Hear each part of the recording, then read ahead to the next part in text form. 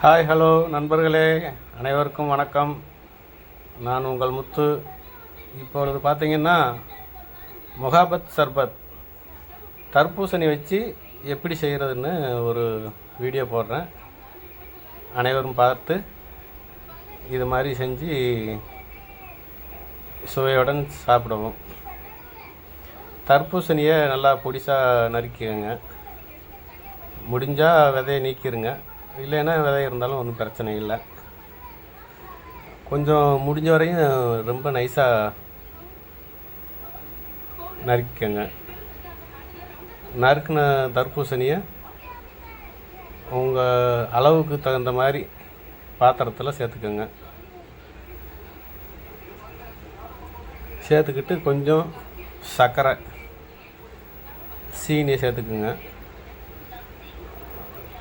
அதில் தர்பூசணியை சேர்த்துக்குங்க. ரோஸ் சிரப்புன்னு சொல்லி கேட்டு வாங்கிக்கோங்க. மெடிக்கல் டிபார்ட்மெண்ட் ஸ்டோர் எல்லாத்துலேயும் இருக்கும். இப்போ அதைத்தான் மிக்ஸ் பண்ணிக்கிட்டு இருக்கேன். ரோஸு சிரப்புன்னு சொல்லி கேளுங்க, கொஞ்சமாக கொடுப்பாங்க, லிக்விட் மாதிரி கொடுப்பாங்க. அப்புறம் பார்த்திங்கன்னா ஜீராவிலேயே தனியாக அதுவும் ரோஸ் சிரப்புன்னு சொல்லி வாங்கிடுங்க. இப்போ அதுதான் கலந்துக்கிட்டு இருக்கேன். கலந்து முடிஞ்ச உடனே பார்த்திங்கன்னா பாலை வாங்கி நல்லா காய வச்சு ஃப்ரிட்ஜில் வச்சு எடுத்துக்குங்க.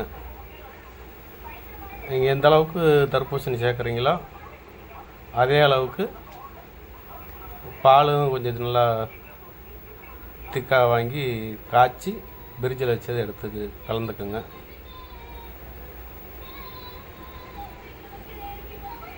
இப்போ பார்த்தீங்கன்னா பால் மிக்ஸ் பண்ணுறேன்.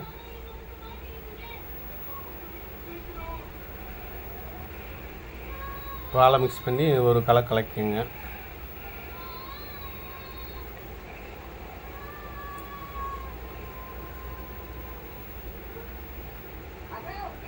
கலக்குனதுக்கப்புறம் பார்த்தீங்கன்னா ஐஸ் டியூப் சேர்க்குறேன். நீங்கள் சின்னதாக இருந்தாலும் ஊற்றி எடுத்துக்கோங்க, இல்லைனாலும் பெரிய சைஸில் பாத்திரத்தில் ஊற்றி ஐஸ் கட்டி ரெடி பண்ணி பொடிசாக உடச்சி எடுத்துக்கோங்க.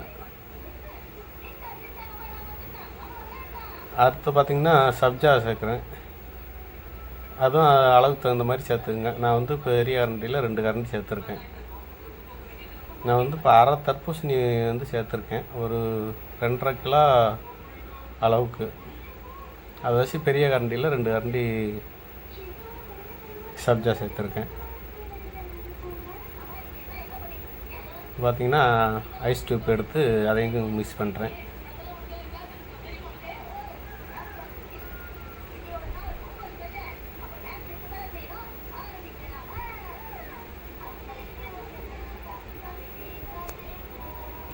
கொஞ்சம் நல்லா மிக்ஸ் பண்ணிக்கோங்க. தர்பூசணி பார்த்திங்கன்னா வெளியில் வச்சுருந்தாலும் பரவாயில்ல, இல்லைன்னா ஃப்ரிட்ஜில் வச்சுருந்தாலும் பரவாயில்ல. ஃப்ரிட்ஜில் வச்சுருந்தீங்கன்னா உங்களுக்கு அதுக்கு தகுந்த மாதிரி கூலிங் நல்லா இருக்கும். வெளியில் வச்சுருந்தீங்கன்னா கொஞ்சம் ஐஸ் கட்டி அதிகமாக சேர்த்துக்கோங்க. சேர்த்து வாட்டர் தண்ணி பிஸ்லரி வாட்டர் இந்த மாதிரி இதால் எடுத்துக்கோங்க. அதுவும் ஃப்ரிட்ஜில் வச்சுருந்த தண்ணியாக இருந்துச்சுன்னா இன்னும் நல்லாயிருக்கும்.